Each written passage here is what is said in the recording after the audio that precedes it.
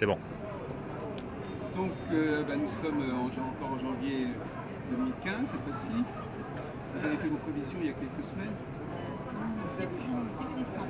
Et ça a déjà commencé à se réaliser, en fait. Tout à fait. J'avais prédit décembre. J'avais prédit le 4 décembre, donc il allait y avoir des attentats en France, une montée du terrorisme. Je voyais l'islam, je voyais beaucoup de problèmes et une espèce de guerre civile qui allait se mettre en place. Et une année très difficile quand même pour la France en 2015. Vous l'aviez annoncé dans quel cadre?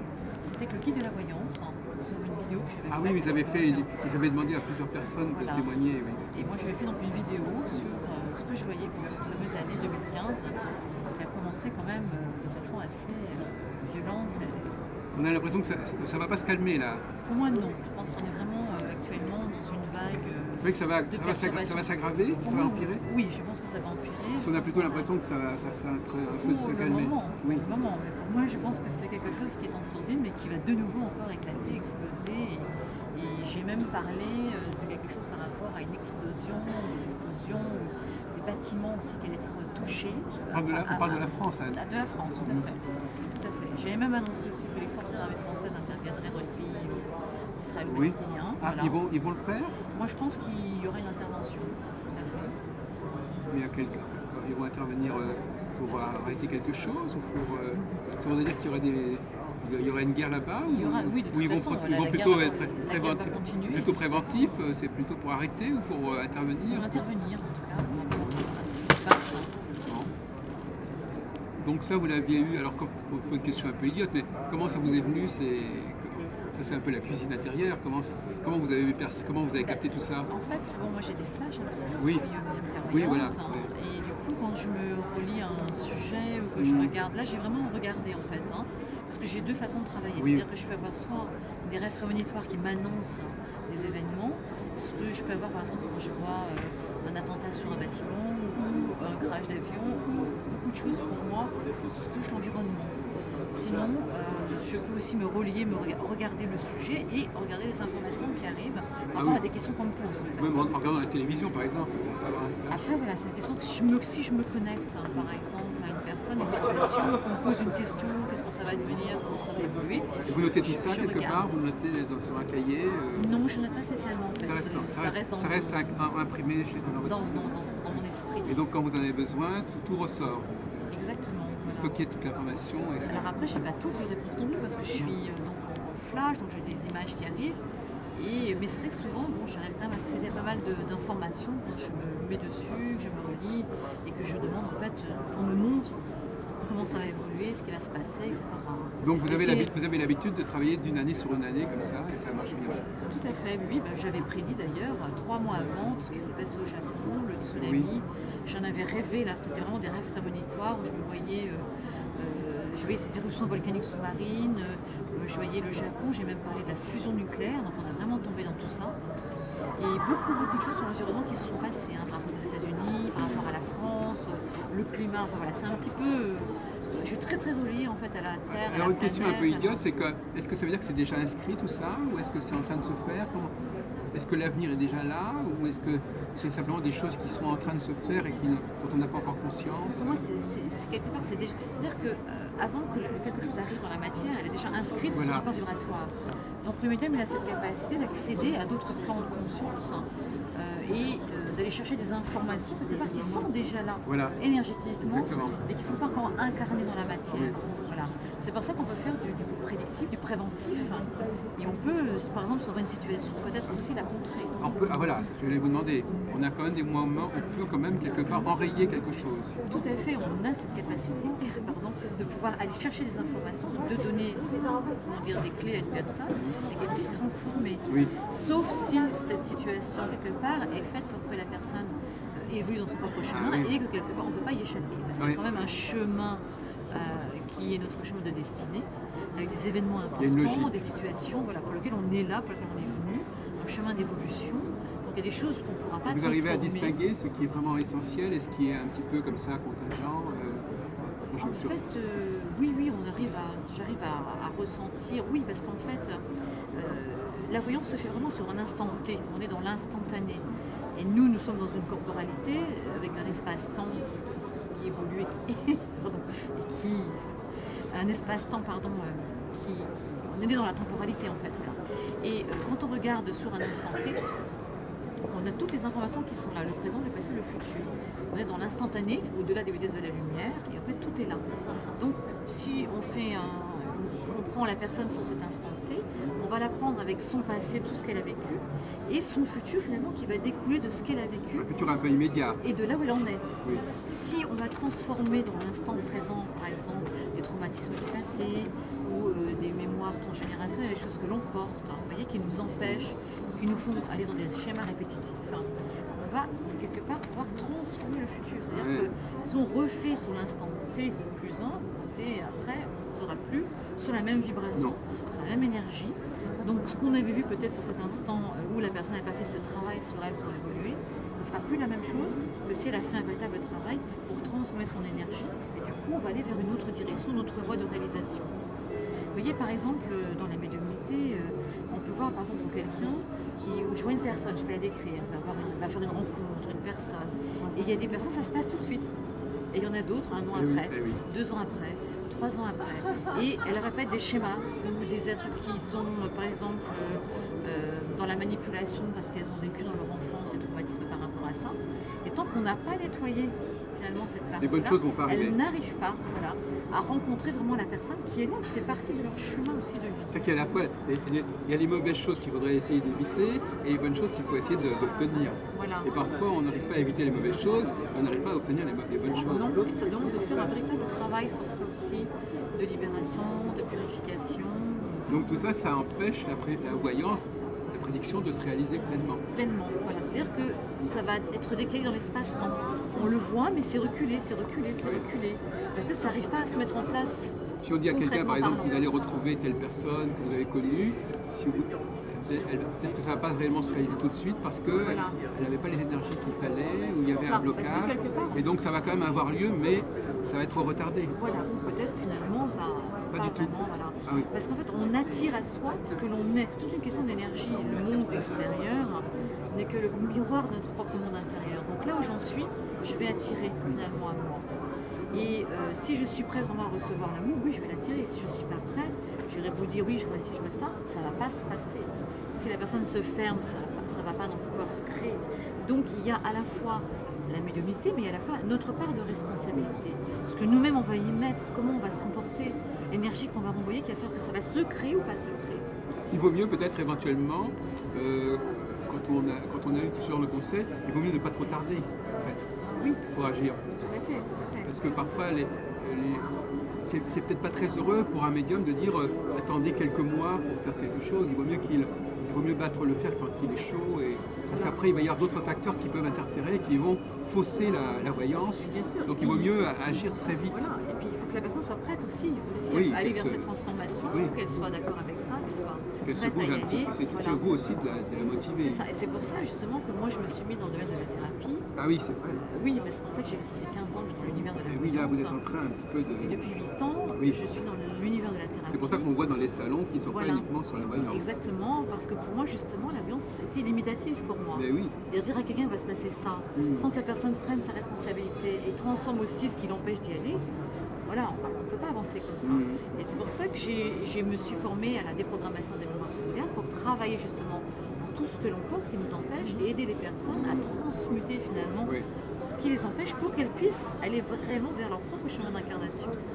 Parce qu'on est dans un monde finalement où on subit vraiment l'influence des parents, les traumatismes de l'enfance, les enfermements, on nous demande d'exister par rapport au monde extérieur, on se coupe de nous-mêmes, donc il y a tous des processus qu'on met en place. Il faut se ressourcer. C'est ça, et se reconnecter à soi, se reconnecter à son être, pour pouvoir justement être sur son propre chemin d'incarnation, sa propre destinée. Mais est-ce qu'il faut essayer parfois éventuellement se vider aussi, quelque part, de certains éléments qui pèsent? Ah bah oui, au contraire, bien sûr. Donc il faut à la fois s'appuyer sur le passé, mais aussi s'en émanciper, enfin, c'est un petit peu contradictoire. Non, parce que le passé fait partie de nous, il existe quand même, parce que c'est notre mémoire, il existe en forme mémorielle, le passé. Et souvent, ce qu'on a vécu dans le passé, c'est une empreinte peut-être dans nos corps physiques, dans nos corps émotionnels, dans nos corps mentaux. Et si, donc le passé, on peut y retourner justement pour nettoyer, transmuter, puisqu'il n'y a pas d'ombre ou de lumière, il y a l'ombre et la lumière. Et en fait, c'est une énergie qu'on qu'on va mettre du côté obscur ou du côté lumière. Donc on peut revenir dans le passé pour le transmuter et après on n'y retourne plus. Une fois qu'on a été libéré les points d'ancrage, les problématiques de fond, on n'a plus besoin finalement d'y retourner. Parce que c'est transformé et on peut aller vers une autre énergie. Alors, quels sont les risques d'erreur? Je suppose que dans certains, parfois, par exemple, imagine, on prend un cas comme ça. Quelqu'un vous dit, voilà, il y a telle personne je pourrais la retrouver, etc. Et en fait, c'est une autre personne qui va venir à la place. Est-ce que parfois on ne sait pas très bien si c'est la même personne ou si c'est quelqu'un à peu près semblable qui va revenir? Ah oui, alors après, c'est très subtil aussi, hein, la médiumnité. C'est-à-dire que parfois, on a des flashs, on a des ressentis, et on peut ressentir quelqu'un, et finalement, la personne peut arriver aussi, mais c'est pas forcément la personne. Oui, voilà. Ça c'est une expérience que vous acquérez avec le temps. Et puis il y a ce qu'on ressent sur le chemin de la personne, et il y a ce qu'on ressent sur ce qu'elle a besoin d'expérimenter aussi. Et c'est vrai que par moment, on va sentir. Et puis si la personne aussi en face va changer, elle va plus être dans la même énergie. Donc parfois c'est un petit peu délicat. C'est quand on voit revenir quelqu'un, de se dire est-ce que c'est vraiment cette personne-là ou est-ce que c'est l'autre qui... Parce qu'on ne sent pas la même énergie. La situation va se produire, mais peut-être pas avec la personne qu'on croyait. Voilà, parce que c'est une question d'énergie. Et peut-être que la personne entre-temps a fait un travail a changé vibratoirement. On ne sent plus vraiment forcément les mêmes vibrations. Donc c'est très subtil, c'est vraiment une question d'énergie, de vibration, de ressenti. Oui, c'est ça. Non, mais ça, c'est les. Alors donc vos supports, c'est quoi? C'est les photos, moi en fait, à la base je suis médium pure, j'ai des flashs, des images qui arrivent. Et quand on va vous voir, il faut arriver avec quoi par exemple? En fait la personne se met assise, elle me donne son prénom parce que j'aime bien avoir un support. Et après moi je vois ce que je... Il n'y a pas besoin d'apporter des objets ou des photos? Alors, la photo pour moi est très intéressante parce que sur une personne par exemple, ça va permettre de me relier directement à son énergie. Et d'avoir des informations, parce que la photo est porteuse de l'énergie, c'est une vibration qui représente la personne. Donc c'est un support. La médiumnité a besoin d'un support quand même. Que ce soit le prénom, que ce soit la voix, que ce soit les objets. Voilà, je suis beaucoup expérimentée par des émissions aussi, d'aller dans des lieux, de ressentir des lieux, d'avoir des visions avec des yeux cachés, voilà. Je suis même prêtée à aller dans un centre scientifique pour expérimenter des expériences. Rationnel, scientifique. Oui, un peu comme l'IMI. Voilà, c'est ça. Pour justement prouver quelque part qu'on a des perceptions qui nous dépassent peut-être aussi. Alors votre corps, est-ce qu'on a étudié si vous étiez votre corps fonctionne autrement quand vous êtes dans un état comme ça? Alors oui, il y a eu des études qui ont été faites là-dessus par rapport au cerveau. Oui, voilà, est-ce qu'on a étudié, on a mis un Alors moi je ne l'ai pas expérimenté, mais je sais que des personnes ont expérimenté, qu'il y a des études qui ont été faites et qu'en effet, il y a des lobes du cerveau, des parties du cerveau qui s'activent, des états modifiés de conscience qui se mettent en place. On est dans un autre plan de connexion et voilà. Donc en effet, il y a quelque chose qui se passe concrètement parlant. Parce que c'est quand même là qui est quand même très important, les neurosciences, pour mettre en évidence tout ce qui est de l'ordre de la médiumnité, même de l'astrologie.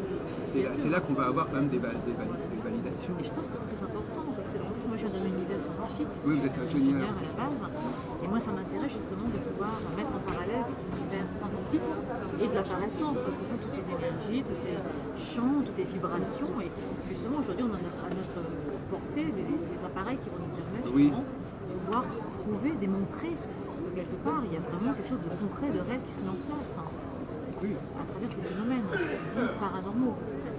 Oui, d'ailleurs de plus en plus, dans ces salons, par exemple la médecine s'accompagne d'appareils. Mais de plus en plus, moi j'étais avec quelqu'un tout à l'heure, M. Vizier, il a un système comme ça, on met ses mains sur une machine et puis on a des tas d'informations sur soi-même. Oui, c'est très intéressant. On ne sait pas jusqu'à quel point la technologie va comme ça nous envahir. On ne va pas avoir des médiums machines comme ça. Peut-être pas jusque-là, parce qu'il faudrait quand même avoir cette capacité de pouvoir capter des informations subtiles et de les transformer. Pourquoi pas après? Alors ces informations, elles viennent de qui? Elles viennent d'où? C'est votre subconscient? Elles sont vos guides? Où ça sort ces informations? Qui vous les transmet à votre avis? Pour moi, c'est une connexion qui se fait sur un plan beaucoup plus subtil où j'ai la capacité de les chercher en me mettant. Voilà, c'est vous, comme ça reste en vous finalement. Voilà. C'est un vous plus élevé. Voilà. D'aller chercher finalement des informations sur ce plan de conscience-là et de les ramener. Voilà. Après, oui, je crois qu'on a des protections, des guides, Aussi. il y a toute une hiérarchie spirituelle, qui a différents plans de conscience avec des niveaux vibratoires différents, des êtres qui sont sur d'autres plans de conscience aussi, qui sont plus là, mais qui sont des formes d'énergie Oui. vibratoires sur d'autres plans de conscience, et qui peuvent également nous transmettre des informations qui sont reliées finalement à ces autres plans de conscience. Oui. Je crois par contre, ce qu'on peut appeler les guides, ce qu'on peut appeler les anges, voilà. Écoutez, je vous remercie de cette interview. On pourrait prolonger indéfiniment, mais c'est très bien. On s'est rencontrés un peu par hasard. Ça fait longtemps qu'on se rencontre. Et puis cet endroit-là, ça s'appelle comment, le jardin Les thérapies. thérapie, c'est une très bonne idée d'avoir fait ça, Tout à fait. en même temps que Vue Nature. Oui, Parce oui. que ça montre que ce monde-là est mieux reconnu quelque part. Hein. Oui, oui, Parce que vous n'êtes plus exclu. c'est ça, depuis quelques années, voilà, on il y est a quand même quelque chose qui parce qu'il y avait une époque où on avait tendance à rejeter, C'est vrai. par exemple, Marjolaine, on ne voulait plus tellement.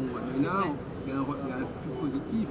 Tout à fait, et je trouve ça très positif quelque part. Et justement, comme vous le disiez, par rapport à toutes ces machines qu'on met en place, on rationalise un petit peu tout ça. On arrive à avoir une approche qui est plus accessible. Mais effectivement, comme vous dites justement, les personnes qu'on peut inviter dans ce salon, c'est quand même des gens qui vont au-delà de leur démarche purement médiumnique, et qui ont quand même une prise sur le bien-être, Bien sur sûr. Et moi aujourd'hui, donc, je me suis spécialisée Vous êtes plus démarqué, oui, dans la musicothérapie d'ailleurs, Ah oui, d'accord. énergétique. Parce Oui, c'est que vrai. le son pour moi est primordial et le son, tout est vibration et le son c'est de la communication de l'univers et le son il va impacter directement, vous l'avez vu avec les travaux des motos, dans la cellule, dans l'eau cellulaire, dans les formes de mémoire et c'est une puissance de guérison extraordinaire. Le Et son. puis l'avantage, c'est que ça vous permet d'être en prise avec d'autres personnes du salon qui sont sur ces sujets-là, alors qu'autrement, Tout à fait. vous auriez été un peu dans votre ghetto, et là, au contraire, vous avez des passerelles. Oui, après, bon, la déprogrammation des mémoires, c'est quelque chose qu'on voit quand même Oui. aujourd'hui, travailler en énergétique et le son, voilà, ça donne aussi un outil concret, mais qui d'une subtilité extraordinaire. Et je travaille aussi avec ma voix, justement, en Et oui, canalisation. ah oui, vous m'aviez parlé de cette histoire de voix, oui. Parce que ma médiumnité, quelque part, je la canalise aussi à travers ma voix, et quand je chante, c'est vraiment une énergie qui coule à travers moi, que je transmets à la personne à travers la vibration, et qui va directement aller agir là où la personne en a besoin. Et c'est vraiment une connexion. Vous pouvez peut-être nous donner un exemple de ce travail de la voix? Après, c'est voilà, je chante avec les balles en cristal, Oui. et je chante avec les balles en cristal, ou les saintes sœurs. J'ai fait mon CD d'ailleurs, Voyage au cœur de l'âme, Cristal âme. Oui, je vais faire une Voilà, c'est ça, oui. petite. Ben oui, ça illustrera un petit peu plus. Oui.